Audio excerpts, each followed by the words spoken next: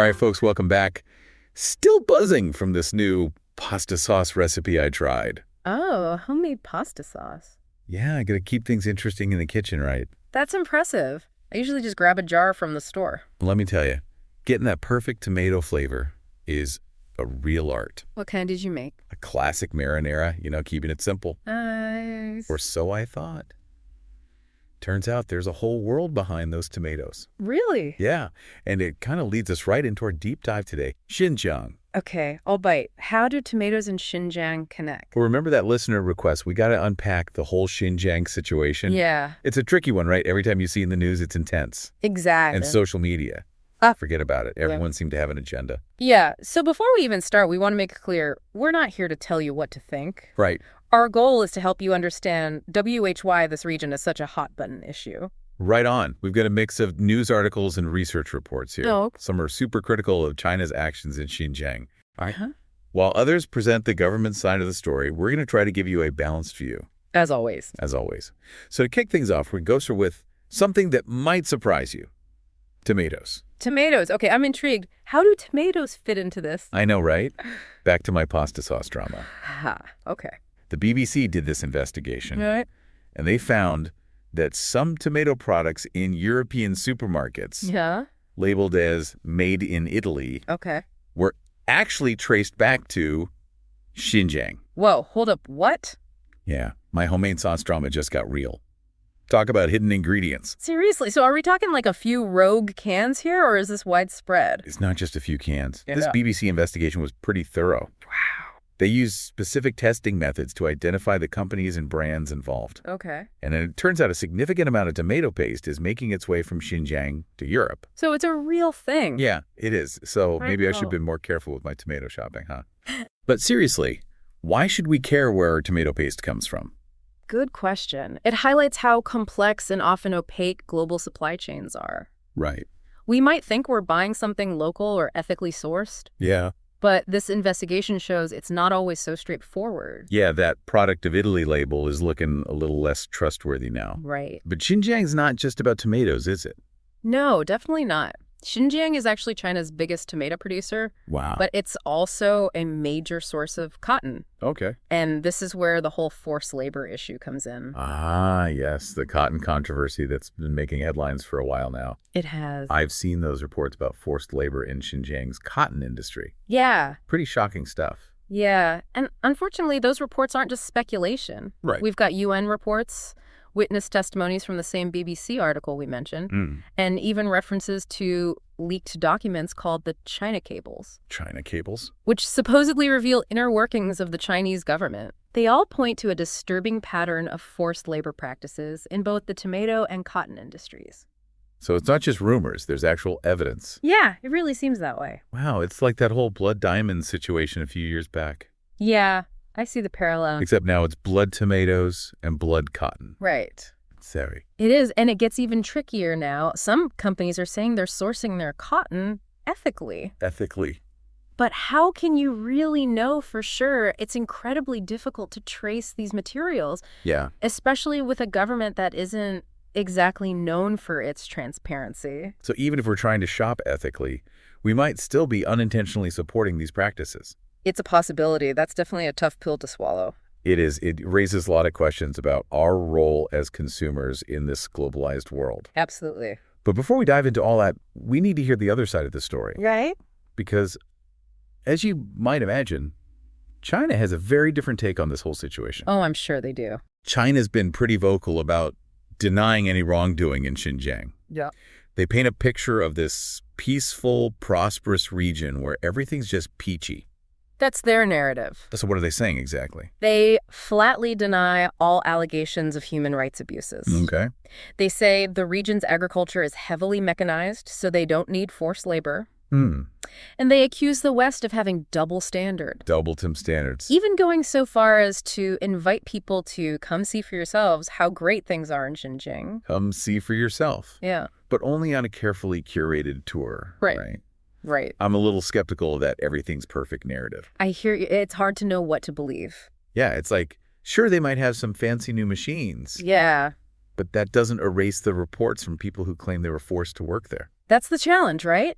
How do we reconcile those two very different narratives? It's not easy. It's not, but this is where critical thinking comes in. Right. We can't just accept any single narrative at face value, especially when there are such strong conflicting viewpoints. My grandma always told me there are two sides to every story. Laughs. And then she'd add, and the truth is usually somewhere in the middle, probably hiding behind a plate of cookies. Your grandma sounds wise.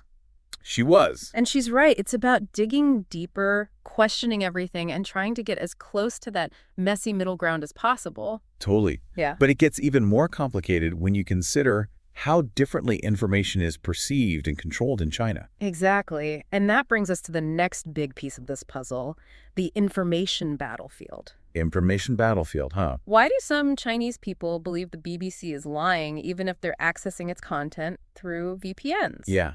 It's like there are two parallel realities when it comes to Xinjiang.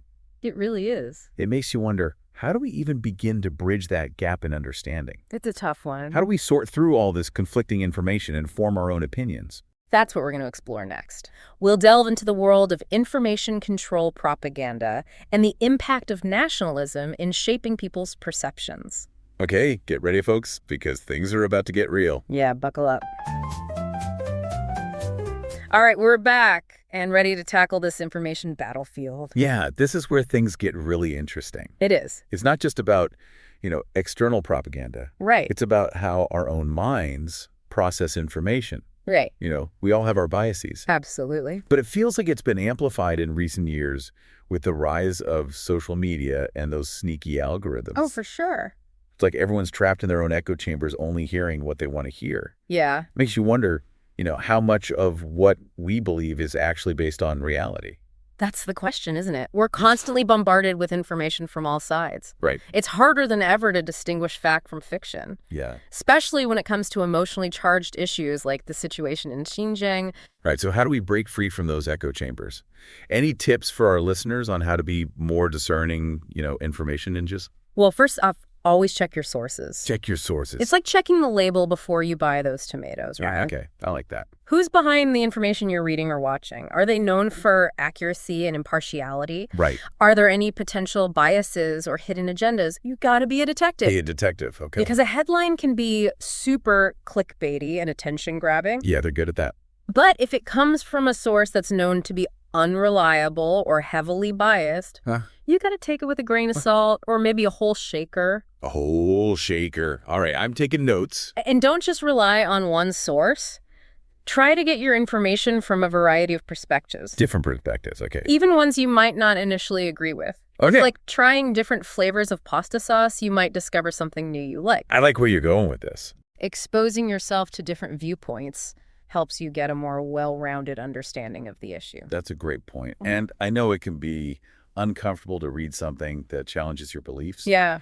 But it's crucial for developing those critical thinking muscles. It is. It's like if you only ever lift weights with your right arm, you're going to end up looking pretty lopsided, right? That's a good one. Got to work those both sides. And just like building muscle, developing those critical thinking skills takes time and effort. Yeah. It's about constantly questioning, evaluating, and refining your understanding of the world. Refining, okay. You got to be willing to change your mind when presented with new evidence. Don't be afraid to admit you were wrong. It happens to the best of us. Happens to all of us. So let's apply this to Xinjiang. How can we use these tips to make sense of all the conflicting information out there? Okay, good question. It's like trying to solve a puzzle where the pieces don't even fit. Right. Well, let's take the example of the Chinese government's claims about mechanization of agriculture in Xinjiang. Oh. Mechanization. They're saying they've got all these fancy new machines doing the work, so no need for forced labor. Right.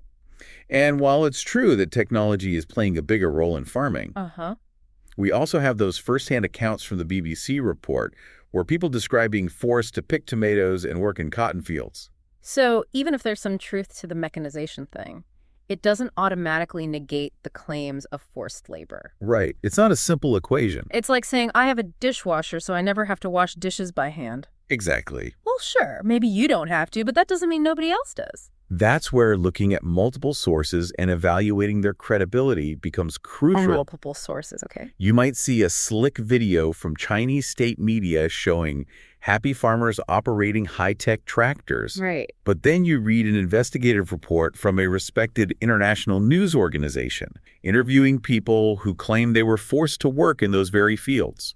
So it's like we're trying to solve a mystery, but with like missing clues? You got to consider all the available information, even if it's incomplete or contradictory. Exactly. And sometimes you have to admit there might not be a clear-cut answer. Right. It's about embracing the complexity and the nuances of the situation. Okay, complex. Rather than trying to force it into a simple black and white narrative, the world is a messy place. The world is messy. There's so much more to unpack here, but hopefully this gives our listeners some good starting points, you know? Yeah, definitely want to encourage folks to do their own research. Keep asking those questions. Absolutely. This is all about sparking that curiosity, getting people to think critically. Exactly, and not just about Xinjiang. No, this applies to everything. It does. It really does. The world's a complicated place, and we're all part of it. So maybe the real takeaway here isn't just about Xinjiang. It's about questioning the whole system. The systems were a part of the choices we make as consumers, the impact we have on the world. It's about realizing that even our everyday actions can make a difference. And asking ourselves some tough questions. It's really tough questions. It got deep.